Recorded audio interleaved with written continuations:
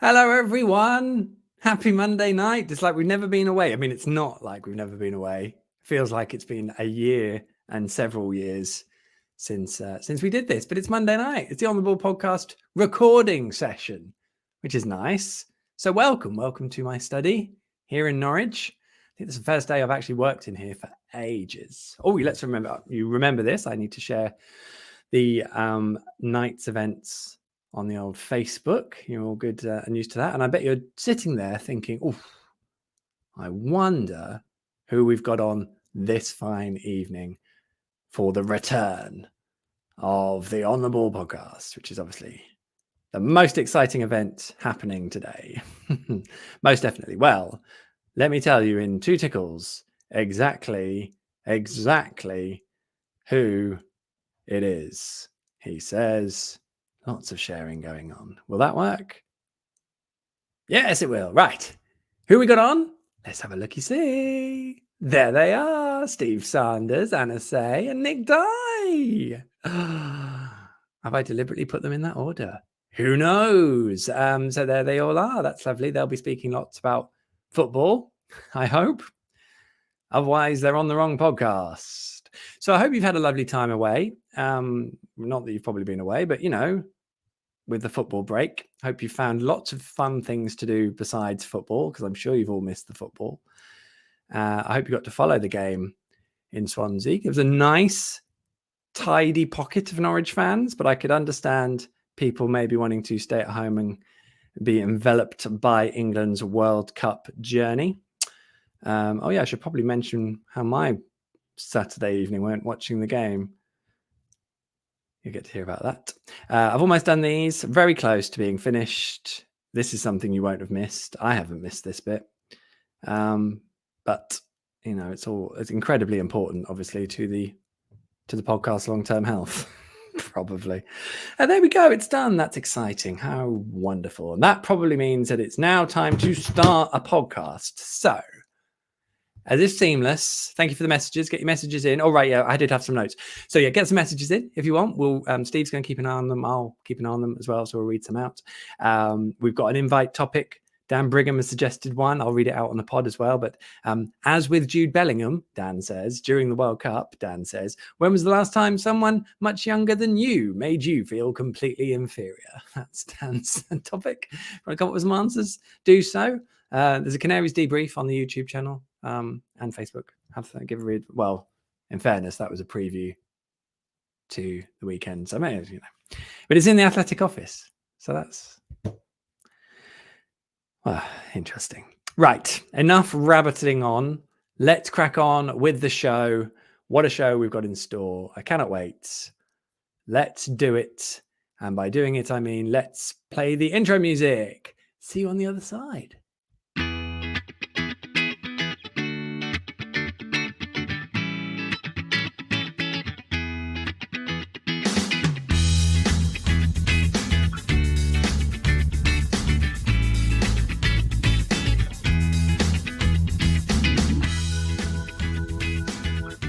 We're back! Hello all and welcome to edition 120 of On the Ball, the Norwich City podcast that fell asleep and now has woken up. I'm Michael Bailey. I cover the Canaries for the Athletic and I hope this finds you safe and well. On the way, strangling swans, a Rovers return, World Cup aside, and the best competition we have ever ran. We will work through all that and more with our guests this cold evening in the fine city. They are Norwich numberwang chief at NCFC Numbers, also known as our very own Steve Sanders. Hello, Michael. How are you? Very good. Thank you very much, Steve. Lovely to see your face or hear your voice for those audio listeners. We also have City fan and budding journalist. It is Anna Say. Hello. And last but by no means least, it is our overseas Norwich fan. I've written, overseas Norwich fan and professional football coach. One of those is more exciting than the other. It is Nick Dye. Hello, everyone. Thank you, Michael, for having me. Thank you, Steve, for having me. I feel like you're as much a part of the furniture these days. Well, it's nice to be thanked. I have no say in the running order, but obviously, if I did, Nick, you would be on a lot more often. I've seen you host. You wouldn't believe. You wouldn't believe the number of people Steve has said, do not let them on the podcast. But, here you are, Nick. So well done. You're not one of them, Nick. Yes. Thanks, everyone, for joining us. Thank you to everyone who is listening right now and who is watching live on this Monday evening. Steve, welcome back. I have not got a clue how we left things in the last pod. Can't remember a jot of it. Can you? I feel like there was quite a bad game that we were talking about. Oh, yeah. And we were quite upset about a few things, but I feel like we've had a bit of a detox the last what's it been, 4 weeks? 4 weeks without a game? Yep. 4 weeks. Right. And what a 4 weeks it's been. A lot of football and none of no Norwich City defeats to worry about. So I'm all for it, to be honest. But at the same time, it's very nice to be back. Well, that's good to hear. We've got this podcast and then one next week, and that is us done on the ball for 2022, which I suppose gives us two opportunities to work out if we have detoxed or literally just suppressed everything and it's going to burst through. We shall have to see. That's sort of the mild peril we're bringing over these two pods. Anna, lovely to see you. I hope you're well. You are on a journalism course at the moment, which is exciting because I feel like I've been calling you a budding journalist for a while. So you're well at it at the moment. How's it all going? It's going well. We've just broken up for Christmas. Just done one exam. Middle of December? My goodness. Just done one exam. Got plenty to come next year. So it's all going well. Brilliant. That's great to hear, Anna. Well done. Keep it up. And you're on holiday now, so hurrah. That's good. Nick, thanks for joining us. How are things in the US? Remind me exactly where you are right now, short of in front of your bookcases. I'm in San Francisco, California. Is it minus 74 like it is here? It's cold. Well, like maybe 14 degrees Celsius. That's not cold, Nick. That's not cold. Absolutely not. Well, I hope you're staying less cold than us, if that makes sense. It's lovely to have you back on the pod as well. Absolute treat. For those watching us live on your chosen social media platform, we do also want to hear from you during the course of this podcast. It can be on absolutely anything. Send your comments and questions in, but and we'll do our best to answer them, of course. But that said, if you do have a motivation, I've written this link and I haven't read it before. I haven't read it for 6 months. I'm going to say, start again.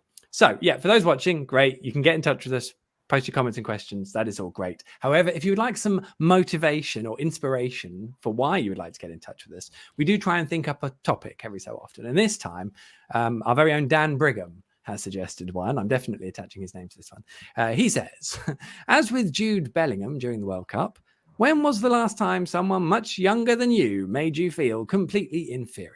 So there we go. If you've got an answer to that or an experience you'd like to share with the pod, this is a safe space, as much as any public space is safe. Then get in touch with us. You can do that by posting a comment in Facebook or on YouTube. It's hard to see them on Twitter. Apologies.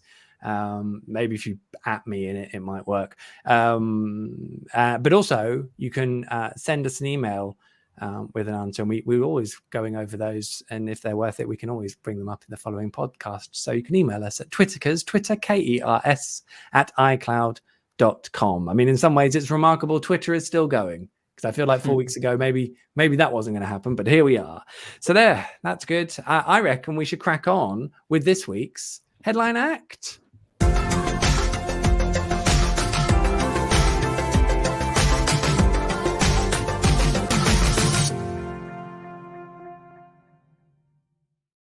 Yes, indeed. It's the first headline act in 4 weeks, and it's a win, which must be at least the first one in 5 weeks. The World Cup break is over. Norwich are back, and they have won. They won at the weekend, 1-0 at Russell Martin Swansea, as they are now officially titled.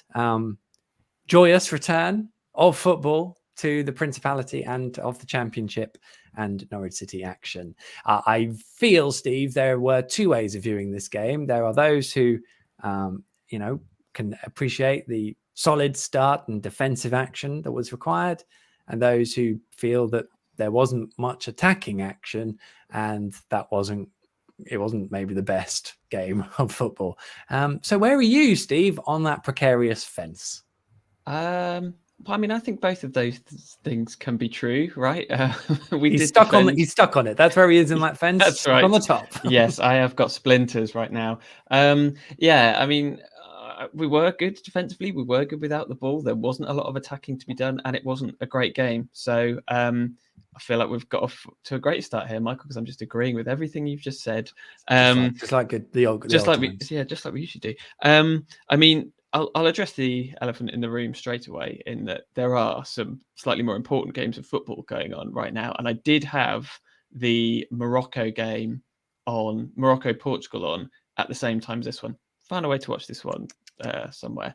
And it was quite handy in that there was one red team, one white team. The red team were the good guys, and they were shooting the same way in both halves. So it made it very easy to follow both. And one thing that was, and obviously both games are quite similar in that the red team, in this case Norwich City, for those who didn't follow it, were 1-0 up in both games at halftime, and all kind of holding on to the lead. And to be honest, I thought both sides looked fairly solid. But where Morocco, and I do appreciate that Hakim Ziyech is probably better than, let's just say Daniel Sanani at random, is that the countering is they were just so much slicker on the counter than we were. And I think that's the next step for this team, is that actually we seem to have got a bit of a knack of going away from home and just kind of grinding it out. Did it against Rotherham, and maybe that's what this team is. But if so, I think we've got to be a bit sharper on the counter. We've got to make better decisions when we do push forward, because that's why we didn't have any shots. We didn't really get near the goal. But to be honest, I've seen a lot of negativity about it. It wasn't brilliant to watch, but I also don't think that Swansea caused us an awful lot of problems. I don't know whether we deserve to win, but on the basis that we were 1-0 up for more than 90 minutes and they couldn't score past us and never really looked like doing it that much, I would say fair enough. I think we ground it out and they probably earned it. Goals dictate games of football. It's very, very, very true. And we will definitely talk about the World Cup as we go on tonight. I do promise. I do find, Nick, that Dean Smith loves a very neat narrative. I mean, and this is sort of the premise of my piece. It was on The Athletic from the game on Saturday. But, essentially we had 4 weeks of teeing up the different animal. We've got to be better without the ball. It's been an issue since, in Dean Smith's words, it's been an issue since he arrived at the football club. And Norwich win. They put in a solid performance. They look pretty good defensively. So the end of it is like, yes, we were better than without the ball. I'd been asking for that. We did it. Great. Which is fine. But I guess it's how you then take that, Nick, and stretch it into something that is an actual strength in the team. Yeah, I didn't enjoy the game probably as much as some might have done. It could have been one of those 1-0 away from home battling performances. This is how you win the league type situations, but it was just so hard to watch us move the ball in our build-up and keep our fullbacks so deep and then not give it to the interior midfielders to break the lines and just keep going sideways and then eventually knocking it long. And one thing that's great, and I feel like I need to be Dean Smith a little bit and explain what I feel, is that because he's so candid about not giving away his tactics that he can't bring anyone on his journey with him, which kind of leaves you to, 1-0, is that okay? Versus kind of bring the whole story and narrative together and bring us closer to it. But the way that the back four just stays intact means that we are so much better at dealing with when we turn the ball over, but we're far much more likely to turn the ball over within our progressions. So, and because we're that organized, if we lose the ball, it's quite easy for us to win it back because we're not open and expansive. So I understand what he really wanted to do was, okay, that moment of the game, that transition, when we lose the ball, we want to try and regain the ball. I'm letting you stay organized. I'm letting you stay compact and neat so you don't have to chase the ball. And it's just so tiring when you've become so, as a football fan and as a Norwich fan over the past 4 or 5 years, you've gone from the guy in the back of the Barclays screaming "hoof it," and you're kind of going, well, really? No, we want to. This is how modern football is played. To then Daniel Farke basically making everyone fall in love with the way football is played and how to break lines and how to position yourself to break lines, and then losing because we're too expansive and we're too small and technical.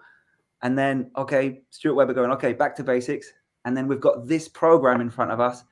And it's just so hard to watch us win 1-0 like that when we're supposed to be the highest paid team in the league, all the infrastructure, all the plans, all the fancier investors. And it's just like, and this is our product. It's tough for me. Excellent. That's the way. And I know you're not going to be alone in that, Nick. It was a really interesting bit in the first half where Swansea had attacked and they were moving the ball a bit. Norwich the gaps were a little bit bigger in the first half, and Norwich also offered a better attacking threat in the first half. So maybe that was the direct balance that they were finding. But Swansea were moving it about quite well, and then they lost the ball on the right side. And the ball was there to have been won and for Max to have countered. And I was like, where's Max? And he was like properly tucked in. So he had no chance going and picking up the loose ball. And I was like, what is he doing there? Why is it? He's like, there's no chance. It's far too compact. Literally 10 seconds later, Swansea obviously then pick up the ball, recycle it. And then they hit a shot or a cross and it hits Max Aarons, who can then clear it. And I was like, oh, well, I suppose that's why he's there. And it's sort of like that encapsulated it really, that you kind of wanted him to be further up, but also that was why he was in that protective state. And I suppose Norwich were, because in the second half, it was, there was almost, well, there wasn't a shot of anything of note in the second half. And it wasn't entirely defensive. And, they did what they were, being told to do in that case as well. So that helps. I mean, I suppose how much of it, and because even Dean Smith said we will get better with the ball. Ben Gibson told us that after the game as well. We can be much better than that, and he knows all about the fact that it's just a start. You have to build on it or whatever. So I guess the key thing is to have had a positive start. I mean, Norwich have played badly and lost this season as well. So Swansea aren't that bad a side really. So we should be happier though, right? Building blocks. Yeah, I mean, 3 points away from home. I don't think anybody's ever going to complain at that. But well, and sorry, carry on. I was just going to say that I just get frustrated with the pressure in games that we invite upon ourselves, because I wasn't able to watch the match, so I was listening to the commentary, and Mark Walton was on commentary. He was fantastic listening to him. And you wouldn't believe how frustrated he was getting. He couldn't believe that the ball's going to the keeper, but then he was just still playing it short. There was no long balls. We were sitting so deep, weren't getting out of their half for minutes and minutes and minutes at a time. And it was like we were inviting that upon ourselves. And it wouldn't have hurt to just go long every now and then, take the pressure off, try and get the team out, able to reset. But at the end of the day, it was a very defensive game, probably on both sides. And I think our defence did shine in that game. Sometimes it happens. Sometimes it's more attacking. Sometimes it's more defensive. And I think, great, 3 points. Now it's important what we do at the weekend, because you don't get a result at the weekend, then it's meaningless. Carrow Road will be, I'm sure, buzzing at the prospect of Saturday's game. We'll be looking forward to it already. I had someone ask me, how did, I can't remember who it was. Maybe I've blocked it out. Someone asked me, Steve, how did Russell Martin do on his Norwich audition? And I think I just sort of went, I mean, it was lovely seeing Russ very briefly after the game. Likewise, Matty Gill, who I both have a lot of time for. And we were actually sat quite close to the home dugout. And Russ did seem to be genuinely enjoying what he was doing and the job in the first half, probably up to the first 30 minutes. And then he did sort of get progressively more annoyed. I could tell through various means as the game wore on. And then I described how the game went to, Stuart James, actually, who's one of my colleagues at Athletic, big Swansea fan, but he couldn't get to the game. So I sort of explained the game to him. And I suppose I was describing it how I would have probably expected the game to have gone beforehand as well. A nice side. They moved the ball well, had good combinations, but they looked a bit toothless up front. And also they had some gaps at the back when they didn't have control of possession as much, maybe. So I suppose that is what a Russell Martin team do. But I can't help thinking he's doing a good job and he's building something where there hasn't really been a massive amount of investment for him to play with. Yeah, I mean, insofar as him passing his audition, I mean, I think after the game, he sort of alluded to the fact that we didn't really deserve the win and didn't play awfully well. And a lot of our fans are saying exactly that. So if he wants to get the fans on side, then he started off really well there. But I mean, I actually thought, when I heard him say that, I thought, well, I'll go back and watch the highlights then and see if they really were robbed. But they didn't really create much at all. I think they had one set piece which we sort of messed up. Then we left Norton completely free in the second half at the back post when he really should have scored. But beyond that, they didn't really create anything. And actually, I'm just going to pull up a comment from Adam, parental advisory. An absolute S-house away win. We'll take what we can get at the moment. Shoe house. A shoe house away win. It was one of those. But I worry that by putting out performances like that against bedsides, like the Borough game, for example, we get punished. And that's kind of what we are at the moment. I was just having a look, and we've scored 7 goals in the first 15 minutes this season. That's quite a good record. That is when we're actually quite strong. And we've done it an awful lot of times this season where we've kind of gone into a lead and then gone to teams. What have we got then? Can you break us down? And Borough, obviously, were able to by scoring a wonder goal. Sheffield United obviously came from 2 back. Swansea, to me, just didn't really look like they had a killer instinct. And to be fair, they've had 4 weeks off, the same as us. But I was never that threatened by them. So really, you can have as much of the ball as you want, but if you're toothless, it doesn't really get you anywhere. And I have to say, I didn't come away from that game thinking, well, if Dean Smith were to go tomorrow, let's have Russell Martin. So I don't know. Jury's out, I think. That's fair enough. Didn't Russell Martin imply that our players apologise to him for winning? I was going to mention this on the next section, actually. Yes, there was this suggestion that the players came off and said, "Oh, sorry for the win," which sorry. I really didn't want to talk about it because I think Russ is doing what he needs to do to say after a game there, because that obviously ties in nicely with where he's coming from with the game. B, players apologizing, like it's just like something they just say, it's not like, oh, they're genuinely like, we're really sorry. It's nothing to do with anyone. I don't see it. I feel like he tried to imply that though. Well, he would, because he's Swansea manager. So if you're trying to talk to the Swansea fans, you're like, Norwich have come here, they just apologized because they didn't think they should have won. It's like, it's like, oh, so I and they might have done, but in the same way, it's like, oh, sorry, Russ, absolutely robbed there, Russ. Oh, I can't believe you didn't get something from the game. Yeah, see you later, bye. They don't care. They're not really like, sorry. It's just a nice thing to say to someone. So I think, you can obviously offer compliments, and, Swansea had a lot of the ball, but again, Russ I think he spoke about the chances that they had. Oh, hello. Spoke about the chances. That's all right. That's all right. It was a nice comment. We'll read it out a bit. But Russ also spoke about the chances they had and the saves Angus Gunn had to make. And I mean, I'd be a bit disappointed if any of them had probably gone in. I think maybe there was one smart one. But yeah, so I'm glad you brought that up, Anna, because I was going to bring that up in a bit and thoroughly put it away. That's just me. It was interesting as well. Russ did sort of just say this little line. What was it? It was like, oh, with the players, the individual quality Norwich have got, then they should go up. Not on the the way they're coached or how the team builds or their team spirit or anything. It's just solely on the collective, on the individual player quality. But there we go. Maybe that's just me reading things into things. Sounds about right. Shouldn't do that. Shouldn't do that. Okay, cool. Well, I think we're done on Swansea. Were there any other Swansea quotes? Maybe I did see. Yeah, Neil Luther put one up. Did Tamer mean to hit it that high? He almost put it over the bar. Oh, he's just caressing it in, wasn't he, off the crossbar? Yeah, I mean, it was the same trajectory as Harry Kane's penalty, but just from slightly nearer to the goal. So we didn't suffer for it. Sorry, too soon. Heard that. Definitely too soon. Heard that. Sorry, amazing. That was Harry. Well, we should mention Tamer Pukki's 85th goal in a Norwich shirt, which now takes him outright 4th in the goal-scoring charts, and he's now chasing down Ewan Roberts, who is on 11 behind.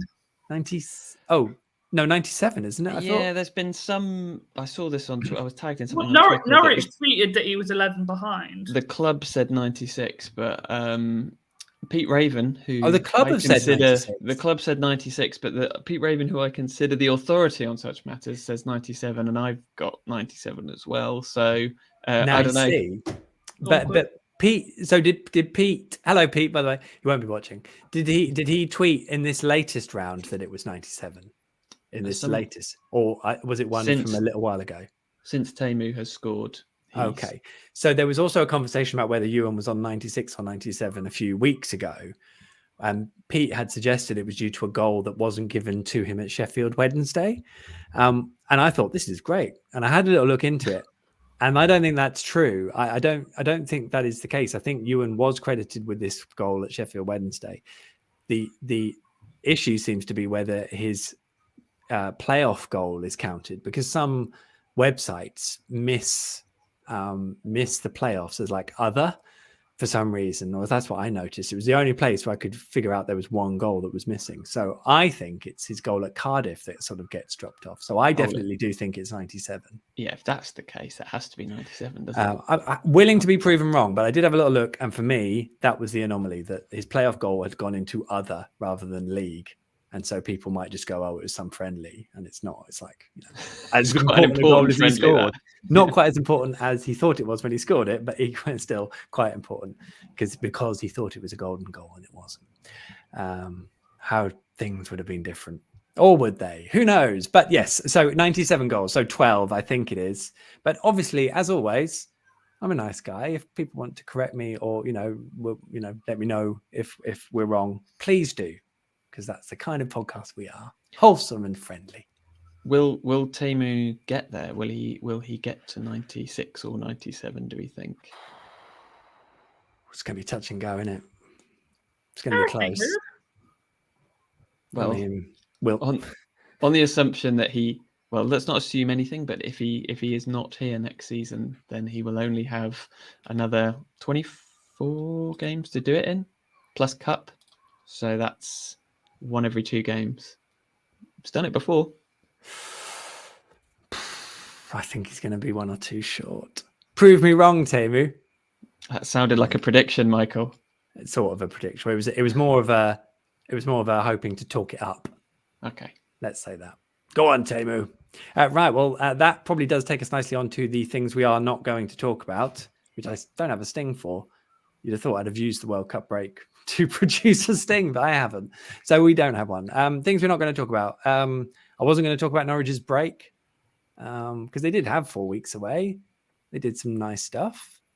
They went to Tampa, worked really hard, and took in a lot of roller coasters. A lot of sporting events. That was good. Have you been to Tampa before, Nick? I don't think I've been to Tampa. I've been to Florida a couple of times. I've been to Sarasota. I think it's on the other coast of Florida. Oh, okay. But it was nice to see Dean Smith wearing some Norwich City gear in the YouTube video versus his Kingdom of Luke Aston Villa freebie gilets he usually wears. Is that right? Yeah.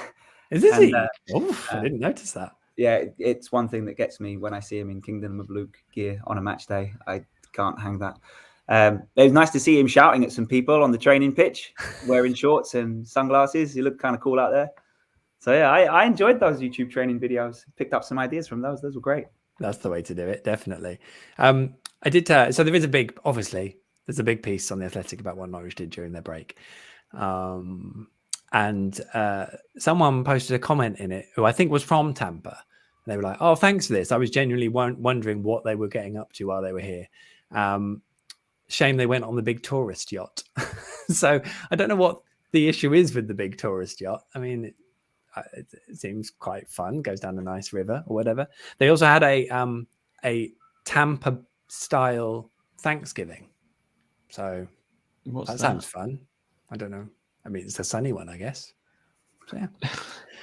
Anyway, we're not going to talk about that. We're not going to talk about the injury latest. Most players are back fit or close. Sam Byram, Jakob Sørensen, nearly there, apparently. Adam Eder came on, of course, on Saturday, which was great to see. Andrew Omobamadele was on the bench. Isaac Hayden, I thought, looked pretty fresher compared to before. He played well. Which is good. And played well, yep. Any other injury excitement here? Anyone? Well, I mean, Dimi Yanulis is sort of back. The left back thing is interesting, I think, because neither of them look. They both. You feel like they could do a job there, but neither of them actually played particularly brilliantly. McCallum always feels to me like he has an error in him, and then Dimi has come on twice, and as much as I love him, has looked ridiculously open, and it's not been his best two cameos. So it's good to have them both back because it means we don't have to play a centre midfielder there or a right back. But yeah, it'd be interesting to see how that one develops and who actually kind of nails down that position. Put Jakob Sørensen straight in there at left back. Yeah, once he's fit. Get him straight in there. So that's all grand. We're not going to talk about Todd Cantwell. He wasn't involved at the weekend because Dean Smith said him and Todd had a chat and they agreed. I don't know if Todd. That was a weird comment from him. What did he exactly mean by it? Well, I think essentially Todd had said he didn't feel physically ready for the game. This is how Dean Smith told it. So he asked to stay and work on his conditioning to then be work on his conditioning. So Dean Smith said, okay, yes, I agree. So obviously he feels that he's not physically ready and he expects him to be available then for Blackburn. So it's only a matter of a few days conditioning. And that is what we know is Dean Smith's comment in retelling the story. So it's hard to then work out how it was actually came about or whatever, but that's it really. So it is what it is. We'll see if Todd makes the squad then come Blackburn, and if not, we can go through the whole rigmarole that we've gone through in the last 2 years again. The thing that gets me is, that, and in fairness, Dean Smith said, look, he loves that attitude that he wants to, get himself in good form and get himself physically great condition and everything. Todd's contract runs out in 6 months, so he's got to prove that he is. Well, I don't know that he wants to play for someone, whether it's here or elsewhere. I don't know, but we saw some good stuff from Todd before the break. So let's hope that this is a good stepping stone to that happening going forwards, because he can definitely make a difference to the team looking better in possession on the counter for sure. I was a bit surprised Josh Sargent started, if I'm honest. Wasn't expecting that, but there he was. And played 90 minutes. Slightly out of position. He cut a man who was like, oh, yeah, I remember this. Yeah. I was playing in a World Cup literally last weekend. Playing in a World Cup where it was like 30 whatever degrees. And now I can see my breath. It's cold and I'm on the wing. So, yeah. Did he move the striker when Adamida came on? Did he move the striker at that point, or did Adamida take the striker position? No, Adam went sent. I don't know. He might.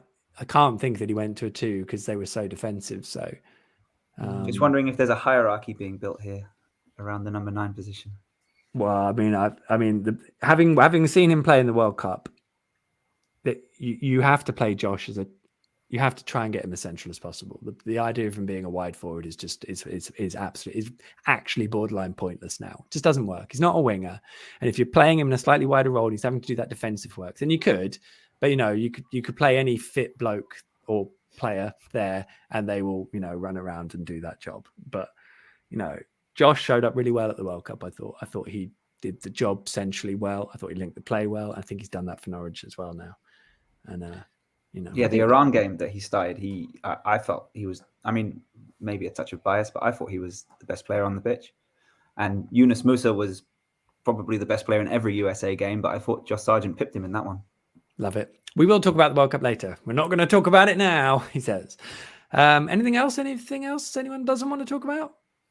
I just want to point out that we're 4th. I was just looking at the table and we're actually 4th in the table. Yeah.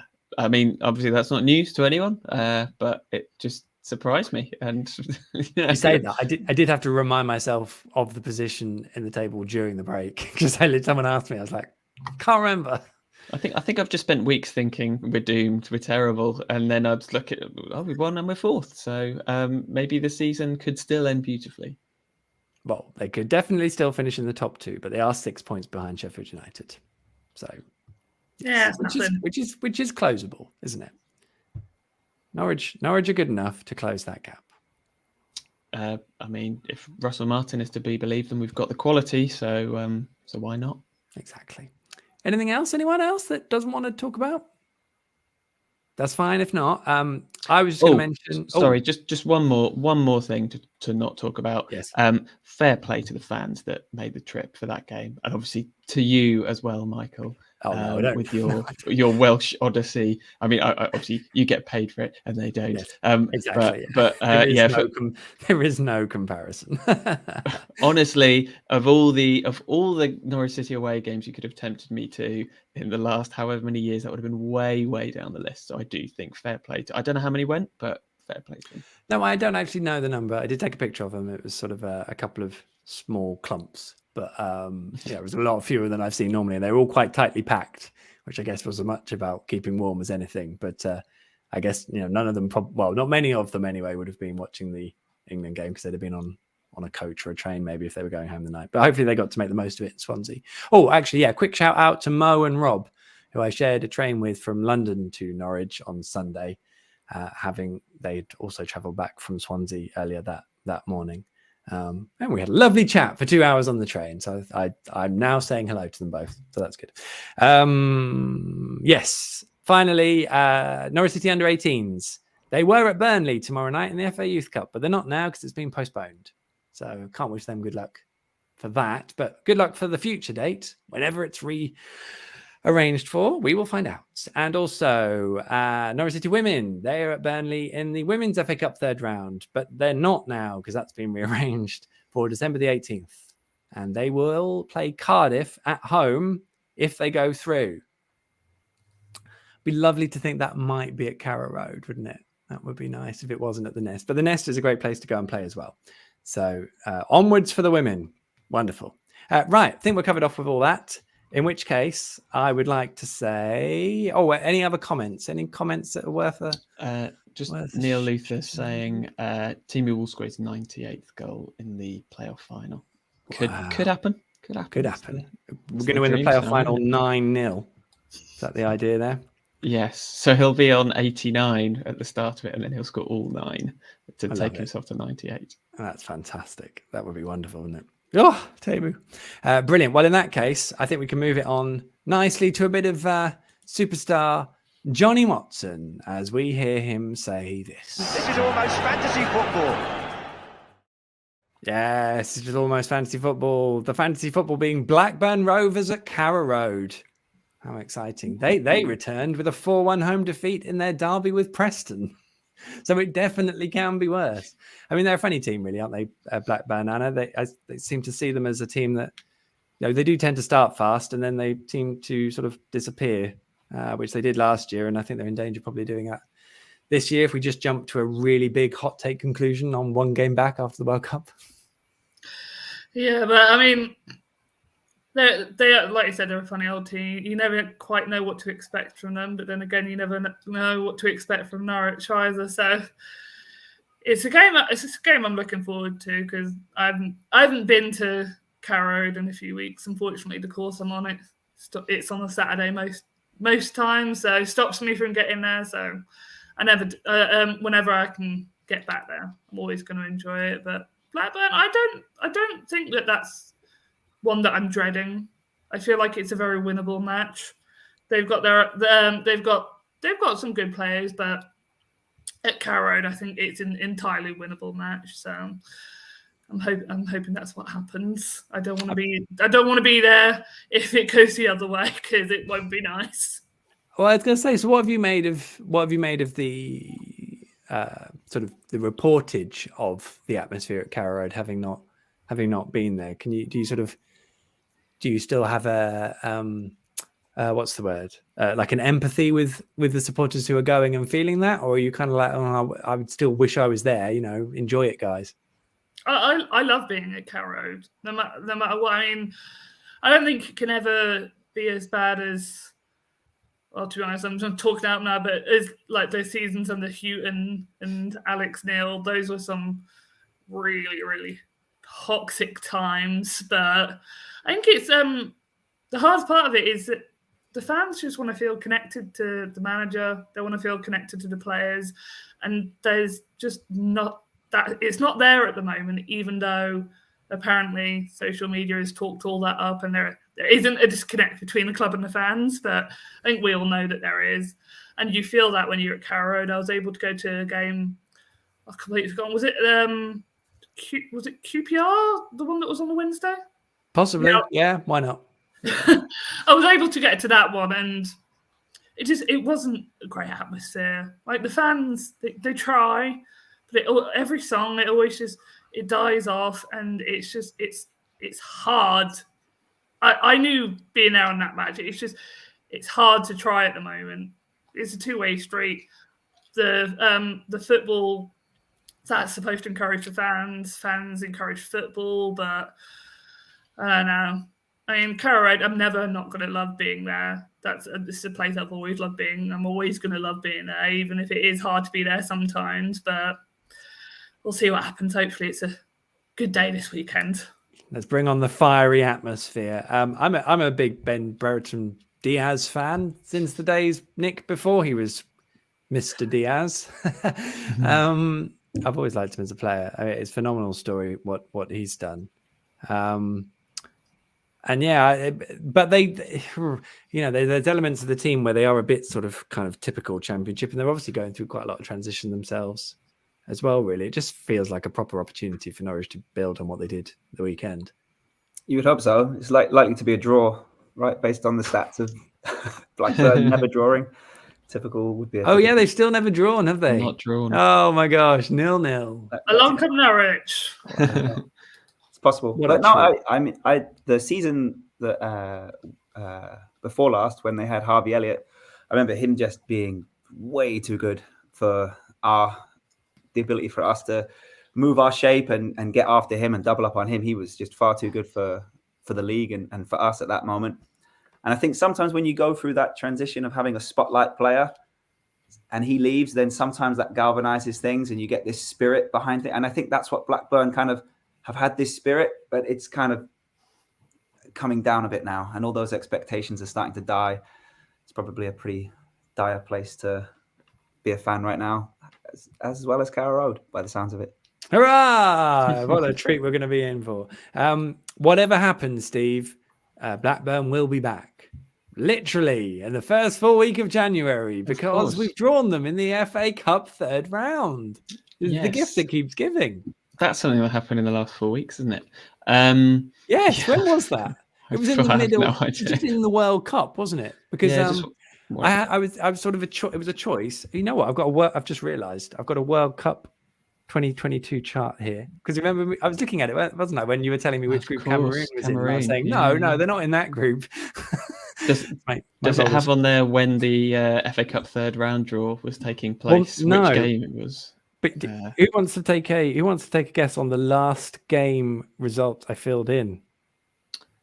Was it Cameroon's last game when they beat Brazil and got knocked out? Did you just give up after that? No, but that wasn't, because you're not contractually obliged to fill it in anymore. As soft Cameroon correspondent, to have written a piece on Vincent Aboubakar for him to score and get sent off was amazing. Was that? Did you write it after he did his little dinky chip finish against? No, I wrote it before the World Cup. Serbia, wasn't it? Yeah. Yes, against Serbia. Yeah. Do we think that was? Did he do that thinking he was offside? Yeah. No, I mean, the fact that nobody has ever scored a goal like that before indicates to me it's not really. I'm no centre forward, but I don't think that's the done thing in a World Cup game, to just go through and go, I'm going to try an utterly ridiculous chip here. Well, if you haven't. René Higuita did the same thing, right? René Higuita, his scorpion kick, he thought there was an offside flag, and of course, yeah.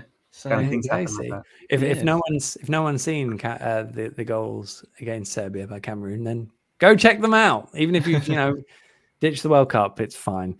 No, I can't work out what the last game would have been, he says, but it looks like it was France 4, Australia 1. Oh wow, that's even further back than I thought. I think that was France's first game. My entire World Cup ball chart is empty. That's sad, isn't it? At that point, England had played 1 and scored 6. That feels like a very, very long time ago. Shall I talk about Blackburn for a bit? Yeah, go for it. Go on. Yeah. Well, I was just going to say that they're third. So you know how I was amazed that Are we're they still fourth. third? They're third. So yeah, I have no respect for the but- championship. I mean, sorry. I have to say, like, my only research really for this has been to look at the table, but it's been a weird championship season, and I feel like Blackburn are kind of the poster boys for that because they are in third, having lost 3 more games than West Brom, who are in 22nd, and with a negative goal difference. So, I mean, if it's kind of freaking us out being in fourth, I wonder how they feel being in third because, I mean, I guess in some ways that's quite fun, right? A team that never draws, you never know which Blackburn's going to turn up. They're either going to be really good or really bad. I wouldn't be that surprised if they came here and won. I mean, on the basis that, like, you know, we were just saying about how teams with a bit of quality up front can be the ones to undo us. Well, I think Ben Brereton Diaz is their kind of trump card, isn't he? So, yeah, I think it could be. I think it could be quite a fun game, actually. It seems amazing to me that it's a fourth against their kind of game when Wow. I think it was something similar against Swansea 2 years ago, and we were billing that up as a huge match. And this one doesn't feel like it at all. But yeah, I'll be interested to see Blackburn. I think they seem like a fun team, and we're not a very fun team. So hopefully they'll bring some of the. Well, we're not, are we? Let's be honest. It just depends where you find your fun, Steve. That's all. Yeah. Low blocks. Yeah, that's exciting. Wow, I'd actually just ignored the fact that Blackburn were third. So there we go. Oh well, good on them. You've been concentrating on Cameroon, so you know, give yourself exactly. A break. Give yourself yeah, a break. It's like what on earth? Yeah. So that's good. I was going to say something. I can't remember what it was now, but I think I was still wondering about when the Kings Lynn. Oh, it doesn't matter. Kings Lynn played Stevenage, didn't they, in the FA Cup second round? I was trying to work out what I was supposed to be doing at that point. And there we go. So, yeah, that's exciting. Norwich host Blackburn. Oh, yes, that's what I was going to say. It's on the telly, isn't it? It's a 5:30 kickoff.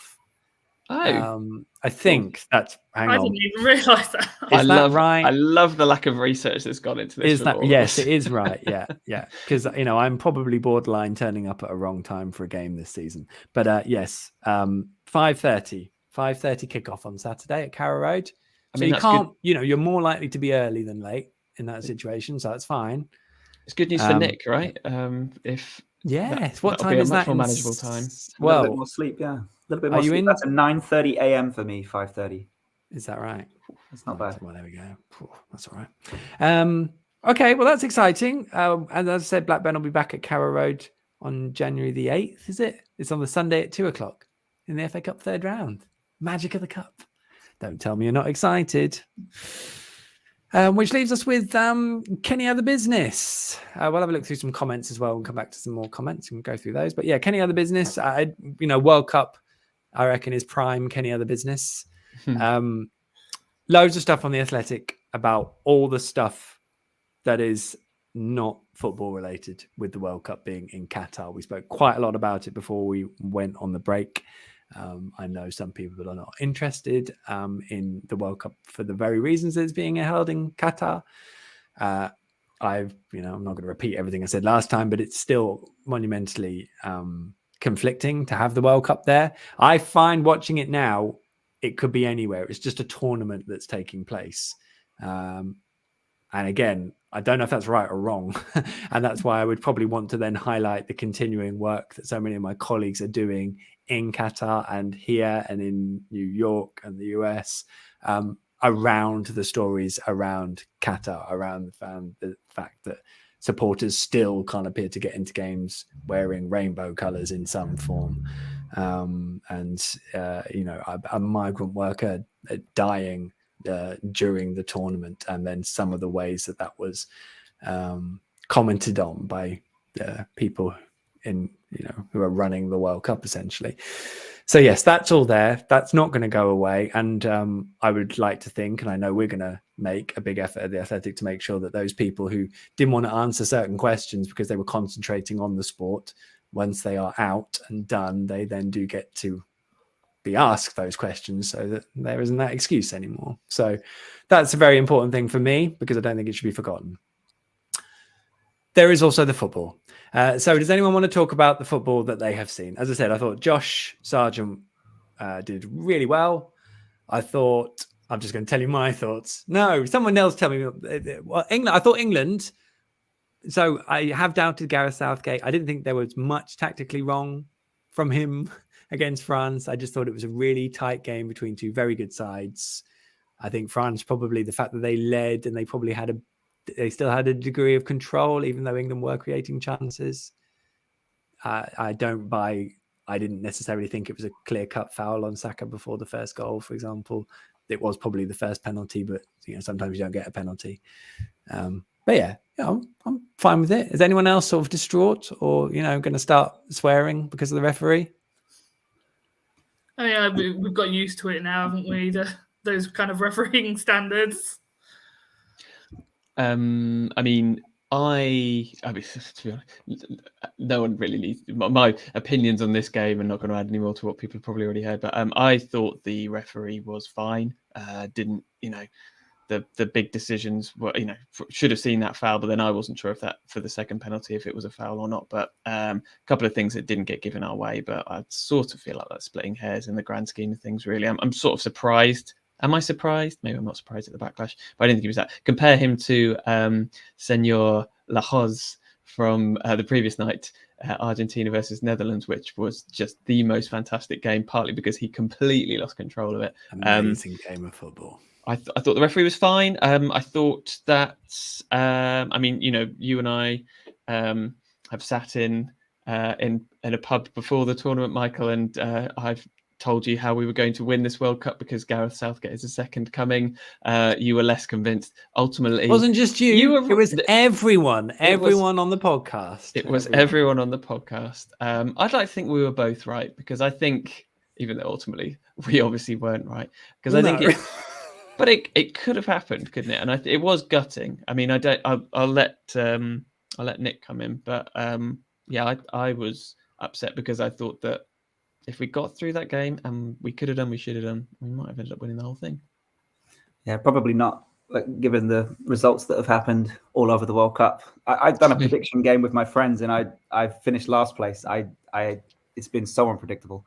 So yeah, it was still a long way for us to go, but I kind of enjoyed the rhetoric of it was more anti-hype this year around England. Maybe that's different for me because I'm so far away from it. But given that it was Gareth Southgate again, he could be the fall guy, the heel. He's been there a long time. He's already produced.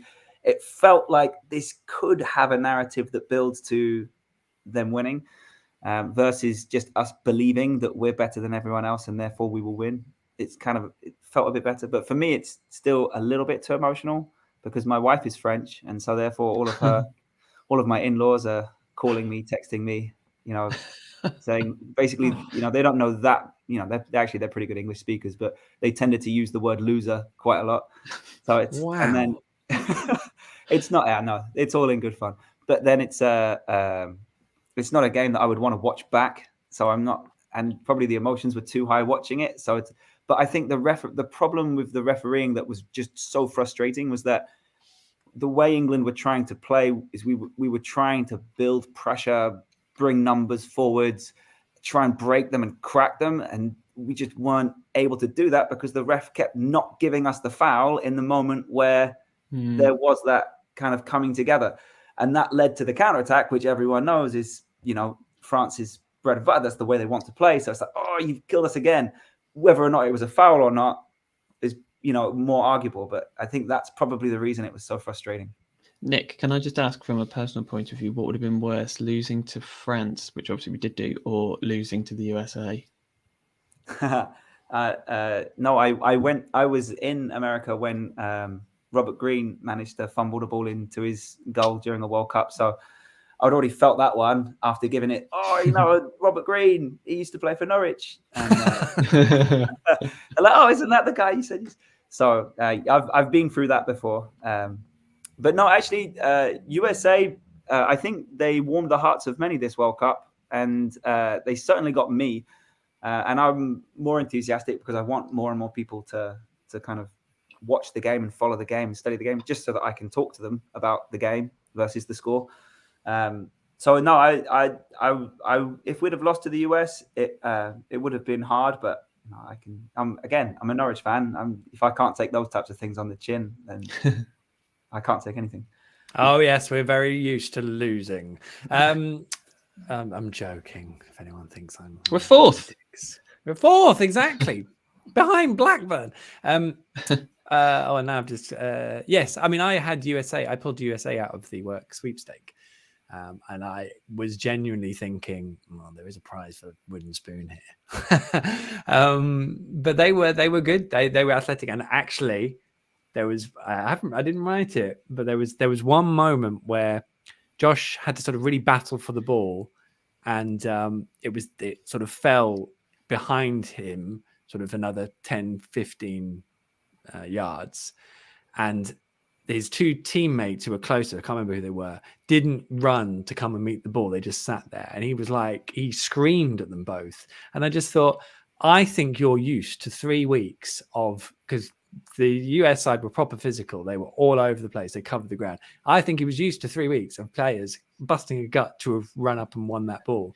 And to be honest, that weren't going to happen at Swansea. But maybe that was what they were instructed to do. I don't know. But at that point, Josh was like, nah, this ain't what I've been used to the last 3 weeks. There we go. Maybe that wasn't true. Maybe I've literally just applied that to all of it. But there we go. So, yeah, I hope Gareth Southgate stays, actually. I probably wouldn't have said that before the tournament, but we'll see.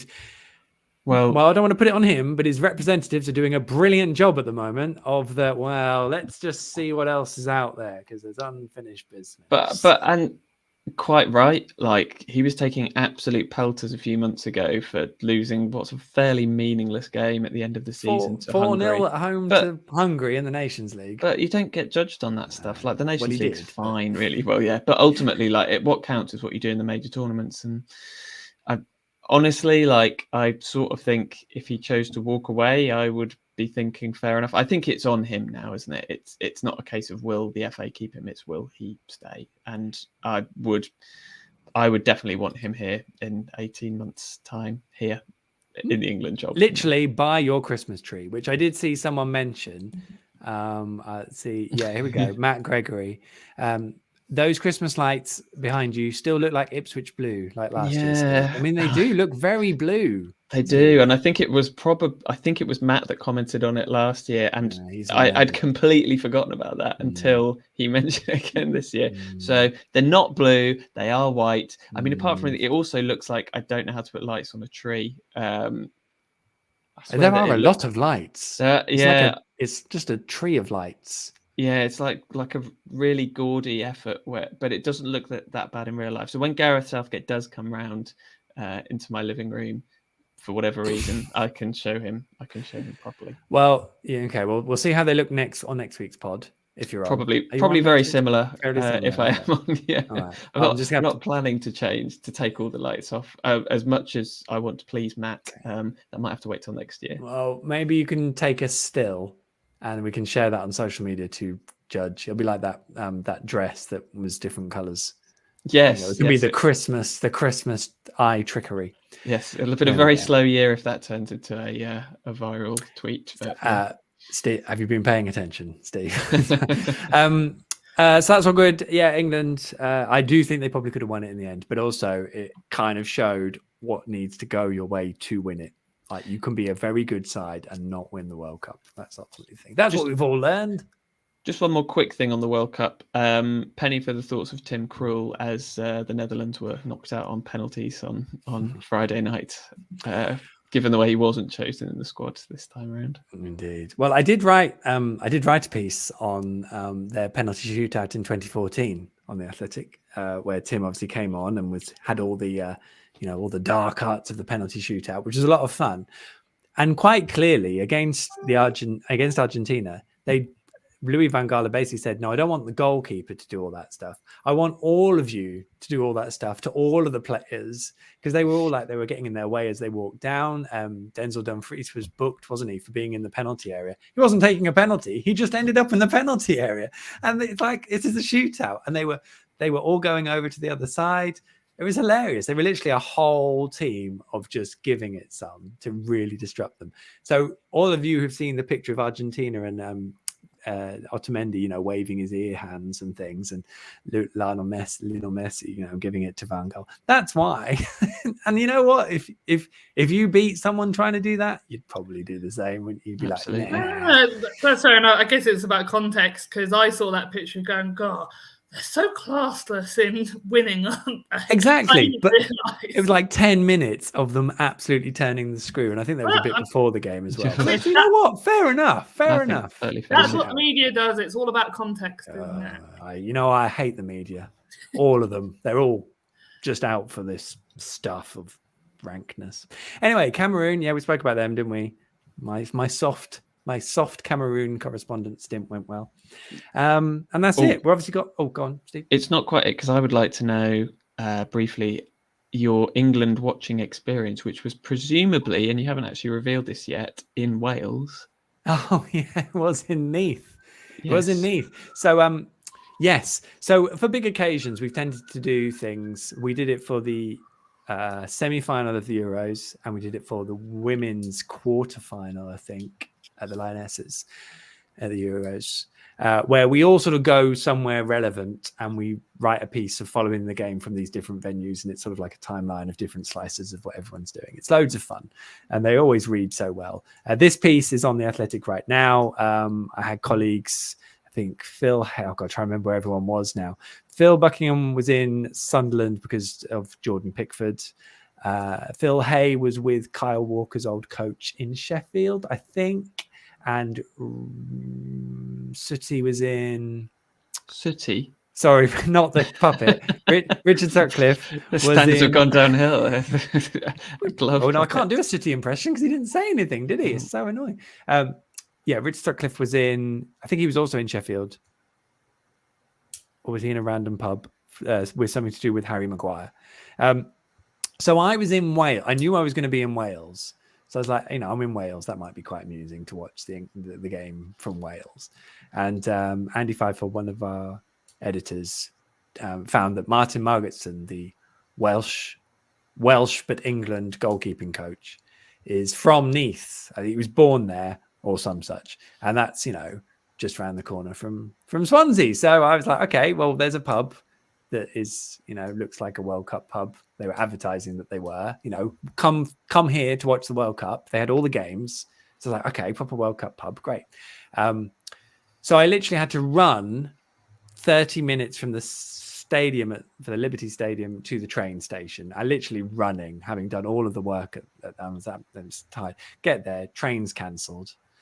There's no buses, and there's a taxi outside. I'm like, can I take you? And he's like, well, I'm waiting for someone. I was like, well, I need to get to Neath. He's like, oh, okay. So he just ditched them off. There was another lady who needed to get somewhere else, so we dropped her off beforehand in the wrong direction, and then I only got to Neath after about 10 minutes of the game, so I missed the start. And then basically I'm in this Neath pub with bouncers on the doors, watching England-France, where most people wanted England to lose, really. And one person did know who Martin Margetson was. So that was exciting. Did anyone know who Michael Bailey was? No. I travel freely everywhere. Do you know who I am? You had to get that taxi. Yeah, no, I did. Drop this old lady off in the wrong direction. I want to go to Neath. Exactly. No. In fact, I was like offered for her because she was waiting as well. So it was very kind process. But I did miss the kickoff because of it. So that was good. The cabbie, his dad was Dougie Price, who is one of Southend's top goal scorers, apparently. So he said, so that was exciting from the 50s. There you go. And it was all good. It was all fine. Apart from, and this is all in the piece, but at half time, they cranked up the music. And I was like, oh, okay, that's just what they're doing at half time. And then we'll get the commentary back for the second half. No, they brought on the karaoke over the second half and disco lights. So well, they do love a sing-song in Wales, don't they? Yeah. Well, yeah. Although apparently the only people in this Neath pub were people who couldn't sing. Definitely. Did you do any karaoke? Absolutely not. I was working. But yeah, I distinctly... So the game obviously finished, and then I just remember getting a train, having the best pizza I've ever eaten, and getting back to Swansea thinking it was like 4:00 in the morning, and it was only like 10:30. and could have slept well. It was a very long weekend, but it was loads of fun. Some good tales from the pub in Neath. One of the stranger experiences of watching one of England's iconic games. But there we go. So good story. Yeah. Anything else that stood out from the World Cup? Probably not, but I did enjoy doing lots of work for the Athletic and Tifo, which you can catch on YouTube if you want to watch it, which leads us nicely into competition time. It's competition time. Here. I mean, I'd stick with the pre-recorded jingles, but I like the build-up. How rude. Yes, competition time. We've got the best competition we've ever run on the ball, because I don't think we've ever done another one not properly. You can win an actual. And the worst. All right. You can win an actual prize, which is this: how to watch football. It's a book. Those listening. So it's a Tifo book. How to watch football. 52 rules for understanding the beautiful game on and off the pitch. Now, I know a lot of you will feel I probably need this, but that's fine because I've got my own copy. This is for you, the winner of this competition. It's lovely. It's hardback. It might make a lovely Christmas present. The illustrations are wonderful. And it's written and drawn by people. Well, maybe not drawn, actually. Drawn by really good illustrators and written by people who really do know football. And this is a lovely book. And they're lovely people as well, because I've met most of them. So, yes, you can win this. Could be a lovely present for someone, or you can just keep it for yourself. How can you win it, you ask? I don't know how stringent competition rules are, so I'm just doing the normal.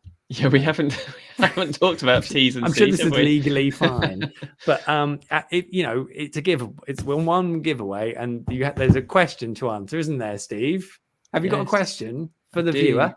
For the one viewer, yes. So my question is, there are 2 Norwich City players. You don't have to. Sorry, I should just say, don't answer this now in the comments. Yeah, go so on. don't answer it in the comments now, because that. But we're giving this out next week. We're giving this out next week. Yeah. Is that right? Okay, maybe I should do you the are. I'm TNC not stuff. doing anything. I said, what? Here's how the competition is going to work. We haven't rehearsed this. It's amazing. And you can enter this if you're listening, as well as if you're watching live. Okay, you can enter this competition. Oh my gosh, I hope I'm not going to get sued for something that's gone horribly wrong here. You can enter this competition, right? Steve's going to ask a question, and to enter, you can send your answers by direct message to my account, me, on Twitter, Instagram, or Facebook, or you can email twitterkers@icloud.com with your name and just a way of me getting back to you. I mean, in general, if you send me a message, I probably will just be able to get back to you, so that is fine. So just message me with the answer and like your name, and then I can get back to you. We will pick one winner at random from all of these, and they will win this book. So that's how that's going to work. You don't have to answer immediately, because the competition is open until the end of Dean Smith's press conference on Friday morning ahead of Blackburn. So you have until Friday morning, the December the 16th. I think the press is at 9, so it's going to be roughly 12 minutes past 9. You have until then to enter. So get your entries in. Okay, so you don't have to answer immediately. It's fine. Loads of time. Okay. And will we be announcing the winner on next week's podcast? Or yes, exactly that. So cool. Get the answers in by the end of Dean Smith's pre-match press conference on Friday, and we will then announce the winner of this wonderful book, Tifo book, How to Watch Football. We will announce the winner on next week's podcast, which is edition 121, which will be the last podcast of 2022. Yes, and of course you can buy this book if you don't win it. That's fine as well, but we've only got one to give away. I think we're legally sound now, Steve. Okay, I'll do the question. Here's the question. Listen carefully. So this is why we don't do competitions every week, isn't it? Two Norwich City players since the year 2000, so players who have played for the men's team since that year, have played a game, have the letters T, I, F, and O, spells Tifo, see, clever, in their surname. Can you name who they are? There's only 2. Can you name them? It doesn't have to be in that order. It can be in any order you like. But they have to have played for the club since the year 2000. And I would say they're relatively obscure. So probably it may take a bit of time to get the answer. May not. Beautiful. Is that since the 1st of January 2000? Yes. I don't think it'll matter, but yes. Okay. Let's say that. So there you go. Answer the question. You can send your answers in a direct message to me on Twitter, Instagram, or Facebook, or you can email Twitterkers, Twitter, Kers, at iCloud.com. Get those into either of those avenues with your name and a way of me getting back to you before the end of Dean Smith's pre-match press conference on Friday morning, the 16th of December. And we will announce the sole winner of this book, you lucky person.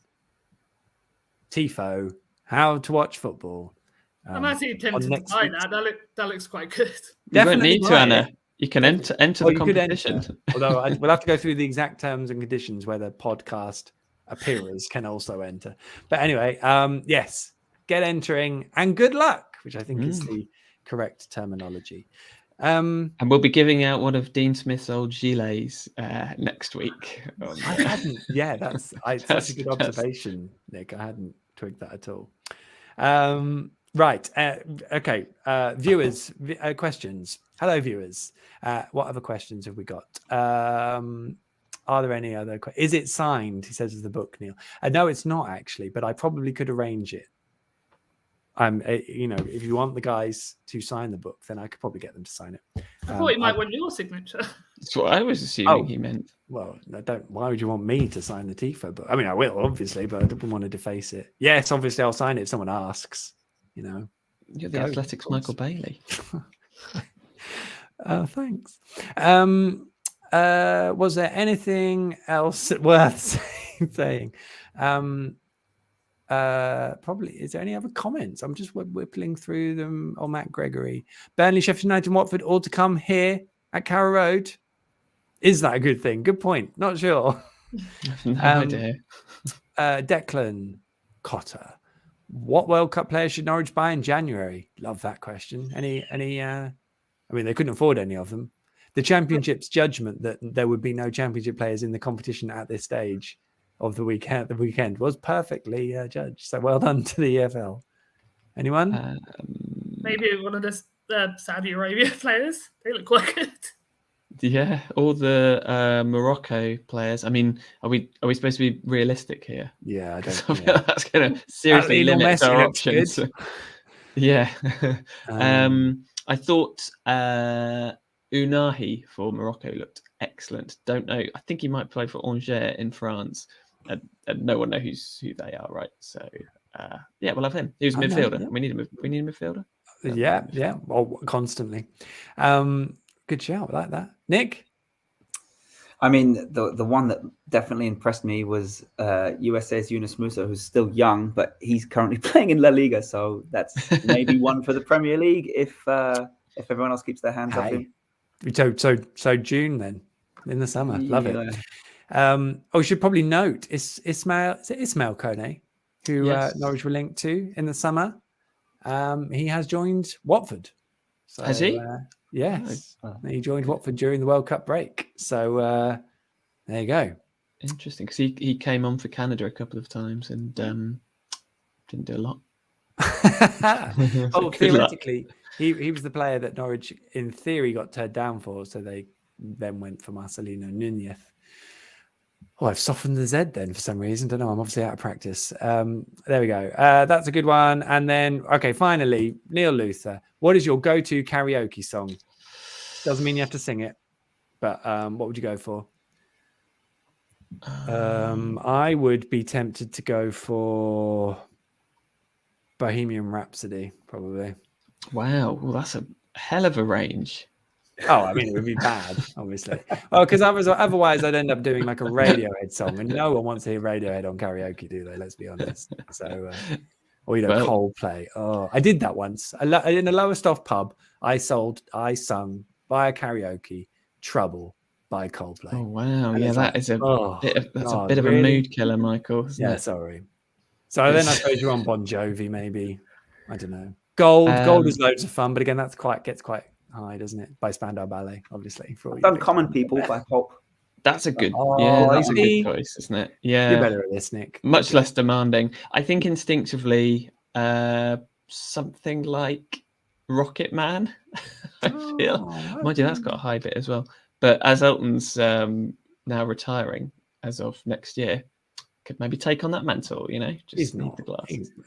Is he going to retire from just going around singing songs? Yeah, I mean, I don't want to turn this into the Watford podcast, but he's announced after Glastonbury that he will not be doing any more gigs. Umbrella by Rihanna did as well, but that's quite hard. That's quite hard. Anyway, Anna, you? Well, I'm not really much of a karaoke person, but if I had to, it'd probably be good old classic, My Heart Will Go On. Oh, delightful. Well, maybe that's one for next time. We all just do our songs rather than talk about football. We could get to that stage by the end of this season. Let's hope not. Norwich, it's up to you. Positive. We could get to that stage by the end of this podcast. Yes, which we should end up because we haven't got the excuse of no game for 4 weeks this time. So let's wrap it up. But we did have a quiz. It took a long time to go through those terms and conditions. Don't forget to enter. But that is it then. Hang on, let's get rid of that question. That is it. Wasn't there one thing about when have you been embarrassed by someone younger than yourself? Oh, have you got an actual answer? I have one. Yes, this is a bonus. My almost 8-year-old had a sleepover birthday party this weekend, and I took them over the road to play a game of football afterwards. We played a 4v4, again 8-year-olds, and one of them changed direction on me. And I couldn't catch him. So I kind of pretended I let him go. But that was a moment where I was like, oh, my body is not doing what it's supposed to do in this moment. There was the, I feel for you there, Nick, and I know that pain. If anyone didn't see Ethan Ampadu get completely turned over and just sort of fall on his backside in the middle of, I think it was the Iran game where he got turned around and just ended up flopping over. It was quite hilarious. So, maybe it was a bit like that, Nick, possibly. Did you end up on your backside? No, it wasn't that bad. I saved myself. Well done. Well, Ethan Ampadu didn't. So there you go. Watch that. Right. I think on that note, well, thanks for answering that, Nick, because, that's a Brucey bonus we don't normally get. So I appreciate that. And on that wonderful note, that is it for another On the Ball, the Norwich City podcast that spent a week praying for Josh Sargent's ankle. If you're yet to do so, make sure you subscribe via your podcast player of choice. The pod is available free for everyone on your usual player, and we stream the recording of the podcast live in video form on my social media channels each Monday evening. So have a search, and I am sure you will find it. Ratings and reviews, wherever prompted, are always hugely appreciated. And if you want to get in touch with any questions or topic proposals, then please sling me a direct message on Twitter at Michael J. Bailey. And of course, don't forget to enter the competition too. As for this evening, a big thank you to our guests this evening. Nick, thank you so much for joining us all the way from the US. Have a lovely rest of your day. Thank you. Which you've got so much still left of it. So that's exciting. Anna, thank you so much. Good luck with the course over Christmas, and we'll see you again very soon, I hope. Of course. Brilliant stuff. And Steve, thank you to you and your blue Christmas tree.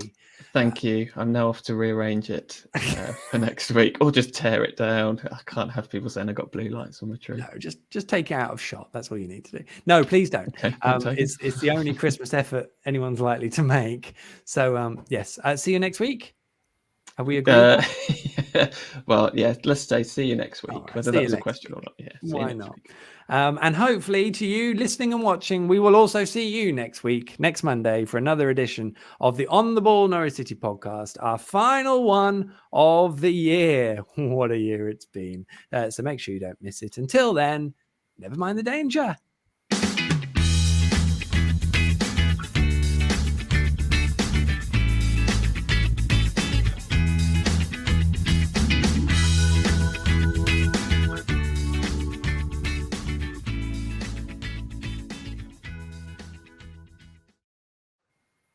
And we're clear. There we go. Thank you, everyone. Thanks for everyone watching I hope you enjoyed the recording session. These guys were aces. It was good to be back. I think we made it entertaining. It was almost more entertaining than the football. Almost as long as well.